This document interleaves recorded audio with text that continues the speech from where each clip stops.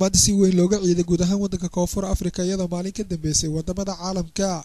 aroortii hore ee saaka ayaa waxaa la maqlayay takbiirta waxaana muslimiinta isugu soo baxeen barxadda weyn ee Belville iyo masjidka Salaaxudiin dadkii ku sugnaa goobahaasi oo wajiyadooda ay ka muuqatay farxad iyo furfurnaan ayaa waxay hambaliyo bogaadin u direen dhammaan waalidiintooda iyo asxaabtooda haddaba waa kuwan dadkaasi oo la hadlayay Kalson TV magacayga horta waa Macaawiin Nuur Xasan waxaan halkan ka salaamayaa ummadda muslimiinta oo isugu timid halkan waxaan kaloo salaamayaa hooyada Xabiib Guri Cadaaw iyo aabbe Nuur Xasan Caliif iyo xaasaskayga dhammaan iyo carruurtayda assalaamu calaykum waraxmatullaahi adoo mahadsan halkan ayaad ka salaamaysaa maadaama aad saaki aad u timid inaad halkan salaadii ciidda aad ku tukato bismillaah alxamdulillaah magacayga waa Cabdisalaan Axmed Maxamed meeshaan waxaan ka salaamayaa walaalahay dhammaan meel walba ay joogaan iyo hooyada Istar Xasan Shiiqo iyo aabbe Axmed Maxamed iyo eedayaashay all inta familkayga oo dhan iyo inta maqalkayga muuqaalkayga taqaana iyo muslimiinta oo dhan ciid wanaagsan taqabbal Allahu minna wa minkum salih al-a'mal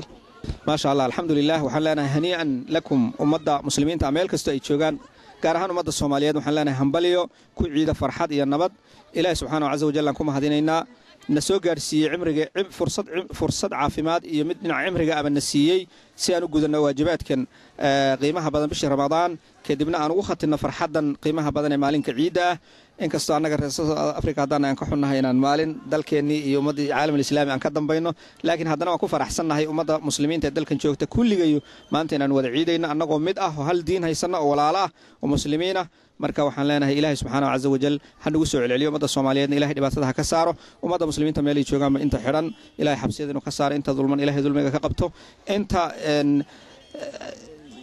ilaahay subhanahu wa ta'ala daymaysan ilaahay deynta ka gudo inta jiran ilaahay caafiyo jazaakumullahu khayran hambaliyo hanii'an lakum assalaamu calaykum waraxmatullaahi wabarakaatuh ana magacayga la yiraahdo Saara Cali Shiiqow waxaan halkan ka salaamayaa dhammaan ummadda Soomaaliyeed gaar ahaan hooyada iyo aabahay Caasha Shiro Jimcaale Cali Shiiqow Xasan oo ku nool waddanka Kenya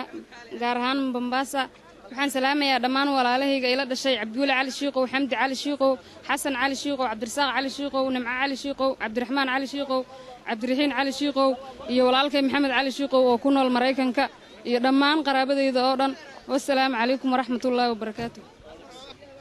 maxamed maxaa halkan maanta u timid inaad digto aye maanta maxaa ku ciidaysaa dhar cusub miyaa wadataa haa aye maxaa guriga ka jiro maxaa soo cunta saaki sab aye xalwada iyo busudkii see isku tiinsan saak u facay aye halkan ay ka salaamaysaa halkana أعزو أعلمه وعدلي أودي أبي أيوة تايد بعض ما تصنتها السلام عليكم ورحمة الله وبركاته مقعي هو داود عمر يري وحان هلكن كسلام يا دمان مسلمين تا عيديسا وحان جارهان وسلام يا أمد الصوماليات ومسلمين تا قلبي قد إلهي سدمو حمانت إلهي هناك سارة عيد وناكسن دمانتين كل عام وأنتم بخير أمد الصوماليات حاليها عيد وناكسن maanta oo tahay maalintii koowaad oo Cape Town ka ciidnay magacayga waa Khadiija Maxamed Suulay halka waxaan ka salaamayaa aabahay Maxamed Xuseen Afrax halka waxaan ka salaamayaa hooyaday Bunay Muxudiin kulli caam antum bil khayr allah assalamu alaykum waraxmatullaahi wabarakaatuh waxaan salaamayaa dhammaan ummadda Soomaaliyeed meel kasta ay ku nool yihiin ciid wanaagsan idin leeyahay dhamaantiin anigoo jooga dalka South Africa gaar ahaan Cape Town waxaan idin leeyahay ciid wanaagsan waxaan filayaa inaad si wacan oo wanaagsan u ciideen anagana sidoo kale ma sha Allah gaar ahaan waxaan salaamayaa hooyaday macaan hooyo Nuur Maxamuud Cadaan anigoo ah Samiir Cumar Maxamuud oo ku magac dheer Sabnaa assalaamu calaykum waraxmatullaahi wabarakaatuh dhammaantiin salaan si kale ilaabayaan idin salaamayaa waxaan ku noolaa magaalo xeebeedka Cape Town maanta waa maalin ciida aad iyo aad u barakaysan waxaa loo baahan yahay in ummadda meel walba ay ku iido inkastoo gadaal uga dib dhacnay ciidaha kale haddana Cape Town waa maalin aad iyo aad aan u faraxsannahay maxamed axmed siyaad Kalson TV Cape Town South Africa